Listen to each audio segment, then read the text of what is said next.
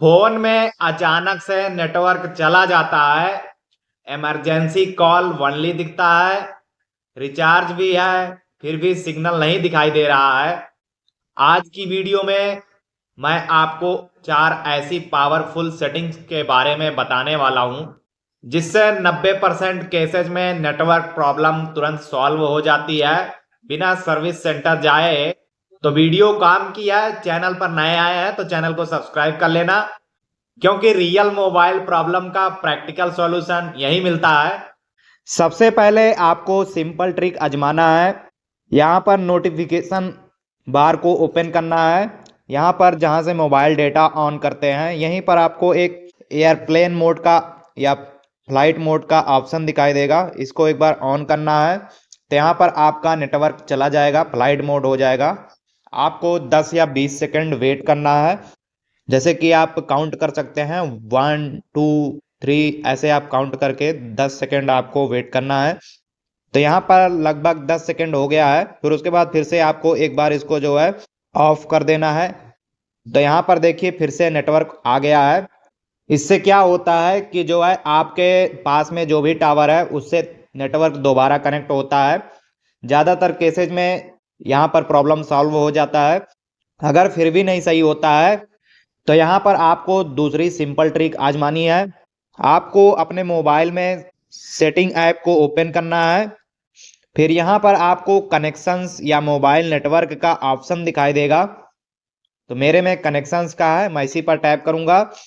यहाँ पे मुझे मोबाइल नेटवर्क का ऑप्शन दिखाई दे रहा है, इस पर टैप करना है। अगर आपके में डबल सिम है तो आपको अपना सिम पहले सेलेक्ट करना है। उसके बाद प्रेफर्ड नेटवर्क टाइप आपके मोबाइल में ऑप्शन होगा या ऐसे कुछ होगा ऑप्शन नेटवर्क मोड का, इस पर आपको क्लिक करना है। उसके बाद यहाँ पर अगर आपका 5G फोन है तो 5G 4G 3G 2G auto connect पर होगा। इसको यहाँ से हटा करके जो है आपको, अगर 5G अनस्टेबल है, सही से नहीं चल रहा है, तो आपको 4G पर कर लेना है। ये वाला ऑप्शन आप नीचे आपको दिखाई देगा 5G फोन में, LTE 3G 2G auto connect, इस पर आपने कर लेना है। या अगर मान लीजिए 4G फोन में ये हो रहा है तो आपको यहाँ पर LTE वनली पर कर लेना है। इससे आपका नेटवर्क स्टेबल हो जाएगा। अब इससे भी अगर आपका प्रॉब्लम सॉल्व नहीं होता है तो यहाँ पर नीचे आपको एक एक्सेस पॉइंट नेम का ऑप्शन दिखाई दे रहा है, इस पर आपने क्लिक करना है। यहाँ पर कई बार मैनुअल APN लगाया हुआ होता है बना करके खुद, तो उससे भी प्रॉब्लम होता है। तो यहाँ पर आपको ऊपर 3 डॉट दिखाई दे रहा होगा, इस पर टैप करना है। उसके बाद रिसेट टू डिफॉल्ट पर क्लिक करना है। फिर यहाँ पर रिसेट पर क्लिक कर देना है आपने। इससे ऑटोमेटिक जो APN होगा वो सिलेक्ट होगा। उसके बाद इतना करने के बाद एक बार आपने अपने फ़ोन को रीस्टार्ट कर देना है। तो ज़्यादातर मामलों में यहाँ पर आपकी प्रॉब्लम सॉल्व हो सकती है। अगर फिर भी आपकी प्रॉब्लम ख़त्म नहीं हो रही है तो लास्ट वाला तो सबसे स्ट्रॉन्ग है। यहाँ पर आपको नीचे जाना है। नीचे अगर आपको आपके मोबाइल में सिस्टम का ऑप्शन दिखाई दे रहा है तो उस पर टैप करना है। नहीं तो मेरा सैमसंग का मोबाइल है, इसमें जो है जनरल मैनेजमेंट में है, इस पर टैप करना है। उसके बाद नीचे आपको एक ऑप्शन मिलेगा रीसेट का। घबराइए मत, इससे आपका कोई भी डेटा लॉस नहीं होगा। आपको बताते हैं उसके बारे में। यहाँ पर रीसेट नेटवर्क सेटिंग का ऑप्शन दिखाई दे रहा है, इस पर आपने क्लिक करना है। यहाँ पर सिर्फ आपका वाईफाई और मोबाइल डाटा और ब्लूटूथ, यानी कि जो वाईफाई में पासवर्ड डालकर आपने किसी से कनेक्ट किया होगा या ब्लूटूथ को कनेक्ट किया होगा, सिर्फ वही जो है रीसेट होगा, और मोबाइल डाटा, और कोई डेटा आपका लॉस नहीं होने वाला है। इससे आपका पासवर्ड डिलीट हो जाएगा जो वाईफाई का है या ब्लूटूथ का। लेकिन 99% केसेज में सिम और नेटवर्क और ब्लूटूथ फ्रेश हो जाएगा और नेटवर्क अच्छे से काम करेगा। तो यहाँ पर आपको रीसेट सेटिंग का ऑप्शन दिखाई दे रहा है, इस पर क्लिक करना है।